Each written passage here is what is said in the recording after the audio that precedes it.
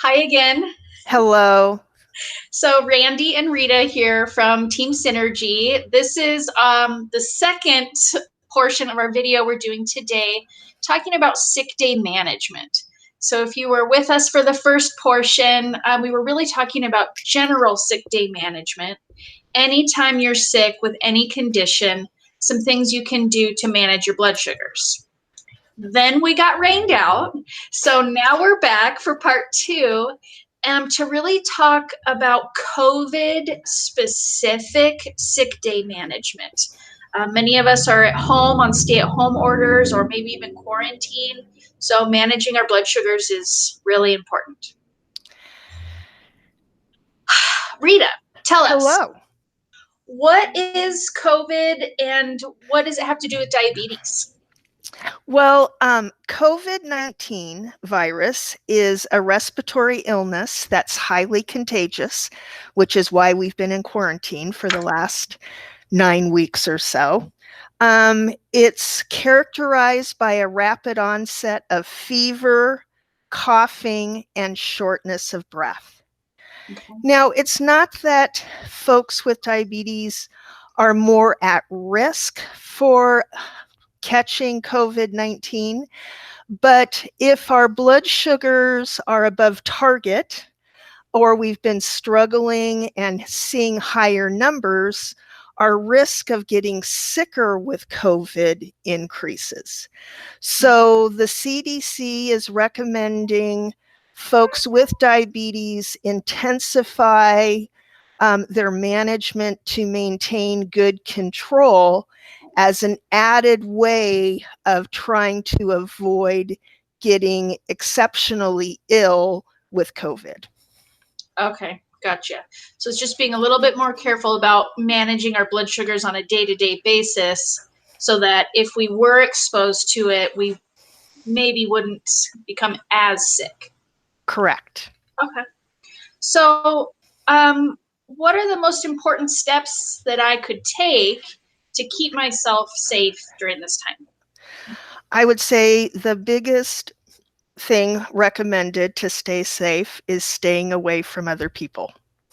So know that if you're over 60, if you have multiple health conditions, including diabetes, you should be considering hunkering down in place as much as possible. So if there's younger family members that can do the shopping for you, that would be beneficial. Doing your doctor visits over telehealth, avoiding direct human-to-human contact is the safest thing. But if that's not possible, and you do have to venture out, protecting yourself when you do go out in public. So the social distancing of at least 6 feet, wearing a mask, covering over my nose and face while I'm out, and then washing that mask once I get home is important in helping us avoid contacting the virus. Okay. And then, of course, our hand washing, right? Absolutely. I don't know about you, but my 20 hands are so seconds. dry. 20-second hand washing. So singing happy birthday to you twice would get you through that 20 seconds. Okay. So you said, staying at home if at all possible. If we do go out, wear a mask, stay at least 6 feet away from folks, and hand washing. And they also recommend cleaning and disinfecting frequently used surfaces like kitchen counters, tabletops, so that if the virus were to have landed on a surface, we're cleaning that and destroying it with our disinfectant. And Lysol or Clorox wipes are an easy way to do that. Okay. A diluted bleach solution of 1 to 10 would also do the same thing. Okay. Well, and that's good to know since we seem to have a Lysol shortage right now. Yep. Yes, we do. Okay, so if I have diabetes and I do become sick, let's say specifically with COVID, what do I do? Well, they recommend before running off to the hospital to make contact with your doctor first by phone. Because of this virus being so highly contagious, they may send you to a special place to be screened for the illness before they bring you into a place like the emergency room where you could infect the whole waiting room. So calling the doctor to initiate contact about what to do next.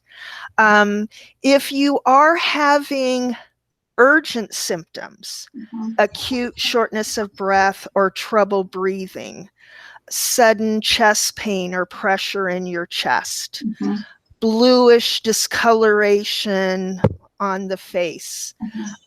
They want you to call 911 just like you would. You would also mention if you have any signs of fever, and know that then the paramedics would take special precautions when they come. Okay. Okay. And then let's just like quickly recap in case anyone's only watching this COVID specific piece. What are some things I should have on hand at home for if I am sick, but sick enough that I'm just quarantined, not hospitalized? So they do recommend a fever reducer. Something like Tylenol is probably the safest thing to use. However, know that if you have diabetes and you use Tylenol, for some of the older model continuous glucose monitors, the Dexcom 5s and earlier, or any Medtronic product, taking Tylenol affects the accuracy of your readings for about 6 to 8 hours. Okay. So if you find that you use an older model sensor, you might want to try something like Motrin instead, or Advil instead of Tylenol. Okay. You also want to have fluids on hand. Hydration is key when we're ill, so having liquids to consume, especially if I'm not eating a meal, you might want to consider a liquid that has some electrolytes in it, like a Gatorade, or some folks will use Pedialyte. If your blood sugars are elevated because you're ill, and know that the ideal target range is 70 to 180. That's kind of the sweet spot.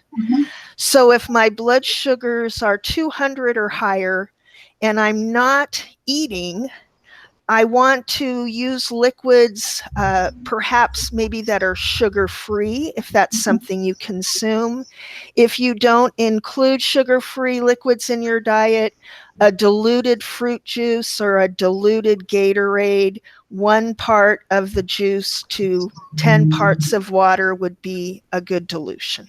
Okay, something just to give it a little flavor. A little flavor and a little calories, but not too much. Okay. And then monitoring your blood sugar more often, every 2 to 3 hours. And know that if your illness is continuing, they encourage you to do it through the night in your sleep. So it's something to stay on top of. And then to consider urine ketone testing if my blood sugars are 200 or higher. Okay. So backing up a little bit, you said if I take a fever reducer and I also wear a continuous glucose monitor, that it might skew those numbers. So that might be a good time for me to do some Fingersticks as well. Is that right? Correct. Especially if all you had was Tylenol. Know that your continuous glucose monitor would show elevated blood sugars for about 6 to 8 hours till the Tylenol wore off. Okay. So it'd be a really good time for a Fingerstick. Correct. Okay. Is there anything else you want to share with us, specifically about managing our blood sugars during the time of COVID? So one of the things that I have found interesting is a lot of my patients have mentioned that they don't feel ill, but just the stress of all of this is showing up in their blood sugars. Yeah. So practicing some good mindful self-care, some maybe disconnecting from CNN or the news that day, or Facebook, trying to get outside and enjoy the outdoors, getting some physical activity, just practicing some good stress reducing techniques. Okay, perfect. I think we could all benefit from that. But yeah, we definitely know stress can send our blood sugars for a loop. So that's a good tip. Thank you. Did you have the handout that you wanted to show us? I did. So let me get to it one moment here.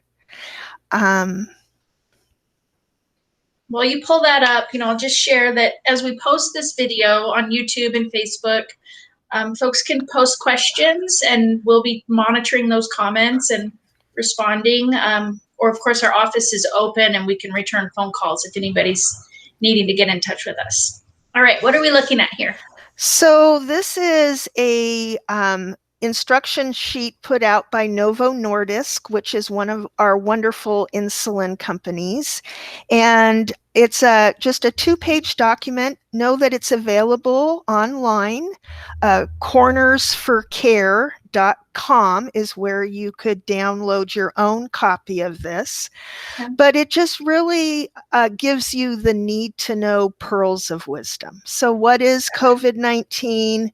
Why are you at risk because you have diabetes?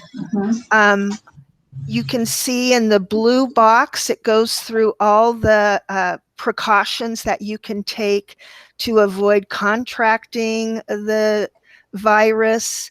And like I said, in the bottom left-hand corner, staying home as much as possible and avoiding crowds, especially if you are in that population that they consider higher risk.